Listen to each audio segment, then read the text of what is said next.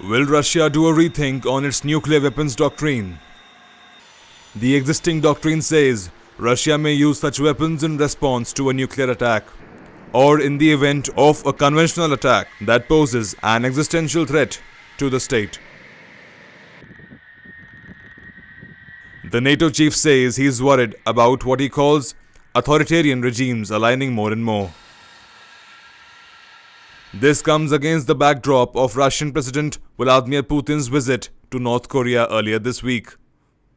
We need to be aware of that authoritarian powers are aligning more and more, and they are supporting each other in a way we haven't seen before.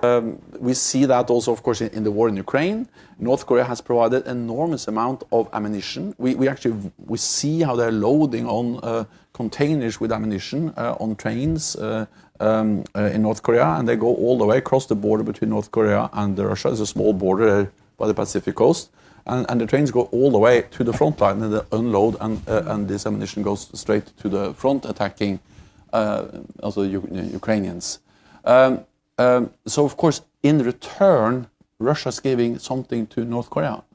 And we are very deeply concerned about the possibility of also Russia now providing support for their nuclear and missile programs. During Putin's visit to Pyongyang, both countries signed a treaty under which each side promised to provide immediate military assistance to the other in the event of armed aggression. Stoltenberg told the Telegraph newspaper that NATO members were in discussions on the bloc's nuclear posture. President Putin is blaming the West for raising the nuclear pitch. Появляются новые, и во всяком случае мы знаем, что вероятный противник над этим работает, новые элементы, связанные с понижением применения ядерного оружия, с понижением порога применения. В частности, разрабатываются взрывные ядерные устройства сверхмалой мощности, и мы знаем, что в экспертных кругах на Западе витают идеи о том, что вот такие средства поражения можно было бы применять, и ничего в этом особенно страшного нет.